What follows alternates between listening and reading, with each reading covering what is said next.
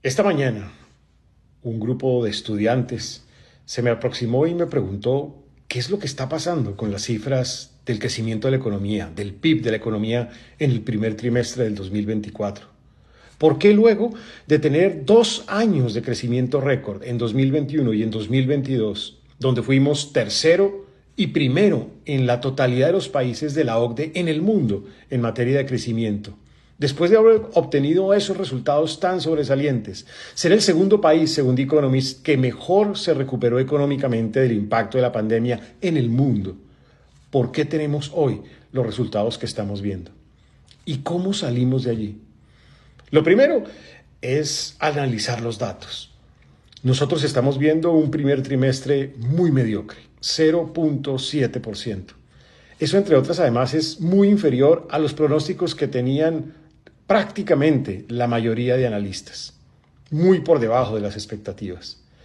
Pero además, es muy mediocre cuando vemos que el anterior trimestre crecimos 0.3 y que el anterior trimestre caímos 0.6. Llevamos 3 trimestres con crecimientos muy mediocres, sino decir muy malos. Esto no es una buena seña para la economía. Por eso ya estamos viendo 5 meses en donde la tasa de desempleo desestacionalizado crece, en donde también la capacidad de ocupación de la economía no se da. Y entonces uno va y estudia los sectores claves de la economía como la industria, está cayendo al 5.9%, altamente generador de empleo. Sectores como el comercio caen también 0.8%. Eso está afectando a los tenderos en el país. Varios sectores de servicios, restaurantes, turismo interno, servicios de tecnología, servicios financieros, todos con terreno negativo de crecimiento.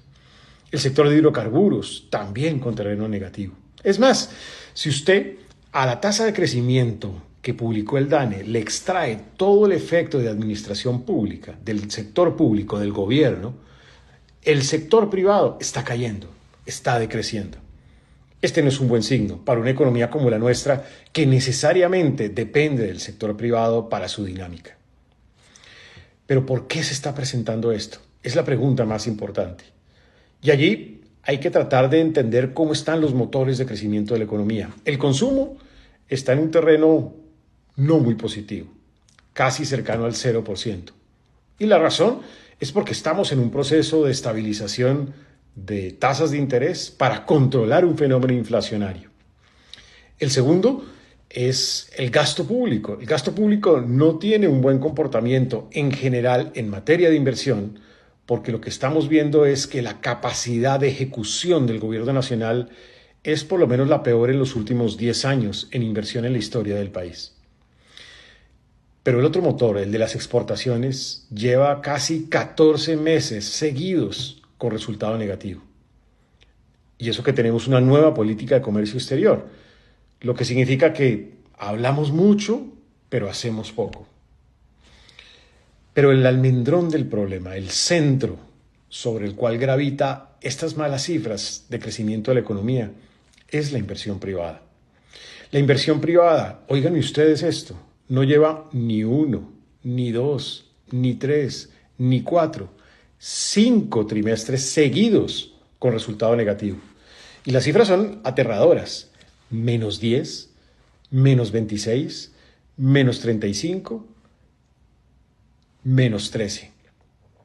Cuando uno tiene unos resultados de esa naturaleza, lo que significa es que estamos prácticamente a puertas de acumular 3 recesiones seguidas para el sector de inversión privada. Y entonces, ¿por qué la inversión privada no tiene un buen comportamiento? El Fondo Monetario Internacional lo describió sabiamente en el último informe sobre Colombia, muy recientemente publicado. Una tercera parte de eso es por tasas de interés altas. Y el Banco de la República irá tomando sus decisiones con criterio técnico para reducir esas tasas de interés en la medida en la cual ceda la inflación. Y eso, o en eso, el gobierno juega un papel protagónico. Debería controlar el gasto público, reducir el gasto público, hacer un congelamiento de gasto público para que no haya tanta presión fiscal y con ello que el banco pudiera acelerar la disminución de tasas de interés. Pero ¿saben ustedes? 2/3 partes, más de la mitad de las razones por las cuales la inversión no crece, se deriva de que los inversionistas, el sector privado, tiene muchas incertidumbres políticas. Tiene desconfianza en las decisiones del gobierno nacional. Le preocupan las reflexiones filosóficas como cambiar la regla fiscal o flexibilizarla, o la idea también de modificar las funciones de la banca central.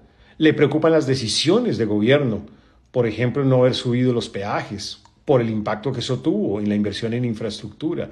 Le preocupan los mensajes que se han surtido sobre las vigencias futuras, porque eso afecta a la inversión de infraestructura. Le preocupa también el poco ánimo de consenso, una cantidad de reformas no consensuadas que no construyen con los que piensan distinto, que se imponen, o peor aún, que se implementan por la vía de los decretos a pesar de que el Congreso de la República no las ha aprobado. No hay ánimo de un acuerdo nacional. Así las cosas. El primer paso para reaccionar en este momento es reconocer los errores, reconocer los desaciertos, pero sobre todo, con oportunidad, actuar. Y actuar pronto, con un plan de reactivación. El mensaje más importante de este espacio es: el plan de reactivación es para allá. Necesita mucha iniciativa, necesita mucha acción también, necesita menos bla, bla, bla y mucha más ejecución. Si hacemos eso y logramos confianza y generamos confianza, con toda seguridad los siguientes trimestres tendrán un mejor resultado. Y eso será positivo para Colombia, para el recaudo fiscal, que hoy se ve afectado por este crecimiento. Será positivo para la inversión social y la inversión productiva. Será positivo para la generación de empleo y será positivo para que haya mejores oportunidades para todos los colombianos. Se puede creer en que hay esperanza